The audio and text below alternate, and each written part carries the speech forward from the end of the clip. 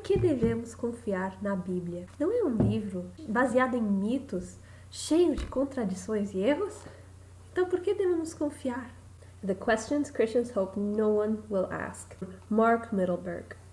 Um dia, a mãe de um amigo de Mark morreu. Primeiro, eles receberam uma ligação de uma pessoa muito confiável dele, que ela, a mãe, estava esperando o ônibus numa esquina, quando passou outro ônibus, bateu nela e morreu poucos minutos depois. Pouco tempo depois, ouviram do neto dessa mulher que ela tinha estado num acidente, envolvida, estava dentro de um carro, quando bateu o carro, ela saiu pela janela e morreu imediatamente.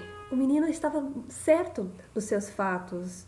Ele tinha ouvido diretamente da mãe dele, que era a filha da mulher que morreu. Por muito tempo, essa era a única informação que tinham. Muitas vezes, esse dilema é muito parecido como as pessoas pensam na Bíblia. Então, por que confiar na Bíblia?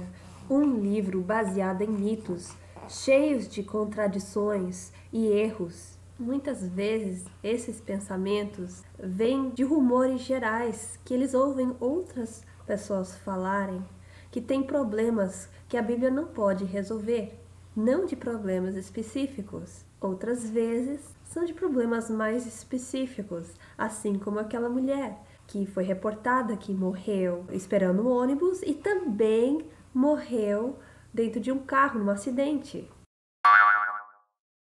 Muitas pessoas, quando começam a estudar sobre a vida de Jesus, eles acham estranho do porquê que tem 4 histórias aparentemente diferentes sobre a vida dele. Eles acham detalhes diferentes que talvez eles pensam que sejam erros na Bíblia. Eu vou citar algumas das mais comuns que as pessoas acham. Primeiro caso, o que realmente estava escrito acima da cabeça de Jesus na cruz? Cada evangelho parece que tem algo diferente. Em Mateus 27:37, fala: "Esse é Jesus, o Rei dos Judeus." Em Marcos 15:26, diz: "O Rei dos Judeus." Em Lucas 23:38, fala: "Esse é o Rei dos Judeus." E em João 19:19, diz: "Jesus de Nazaré, o Rei dos Judeus." O caso número 2. Quantos anjos realmente estavam no túmulo depois que Jesus ressuscitou? Em Mateus 28:2, menciona um anjo. Em Marcos 16:5, tinha um jovem homem no túmulo. Em Lucas 24:4, diz que tinha 2 homens.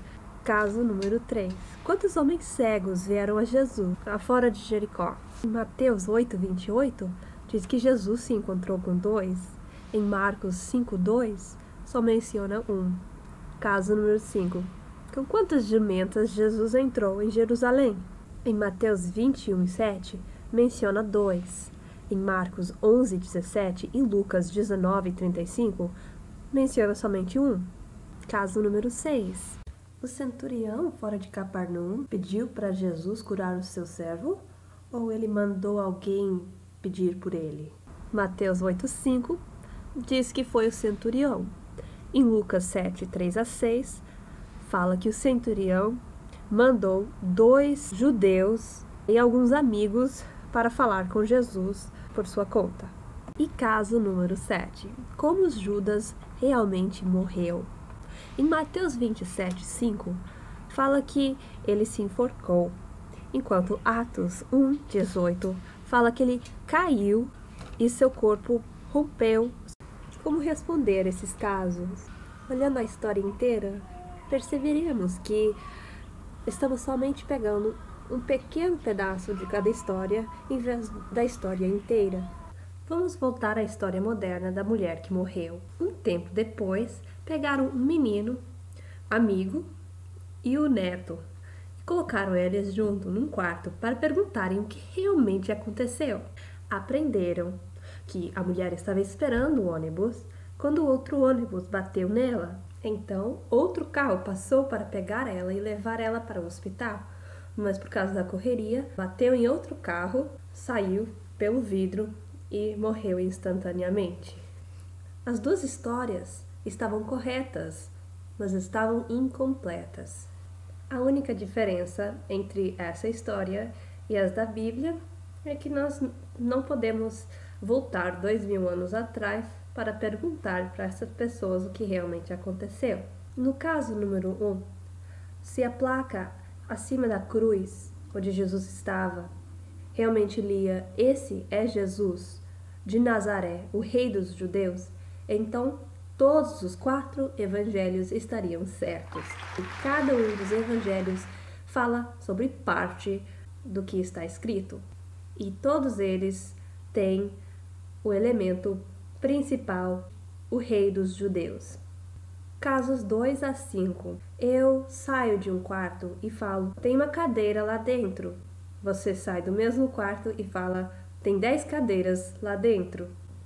Nós não estamos falando coisas diferentes, você só está dando mais detalhes do que eu. Note que eu não falei apenas uma cadeira lá dentro. Na história da ressurreição, onde 2 anjos aparecem, obviamente também tem um anjo presente. Caso número 6. Se o centurião mandou alguém para falar por sua conta, pode ser dito que ele está falando. Isso é comum até hoje. É muito comum falar que o presidente falou alguma coisa quando alguém falou por sua conta. No caso 7, no caso de Judas e como ele morreu, aqui é o que poderia ter acontecido. No topo de um monte onde tinha uma árvore, poderia ter amarrado uma corda para se pendurar, se enforcar. Depois de ter colocado a corda ao redor de seu pescoço, ele se jogou da montanha. Nesse processo, o galho da árvore quebra e ele cai pela montanha e morre daquele jeito.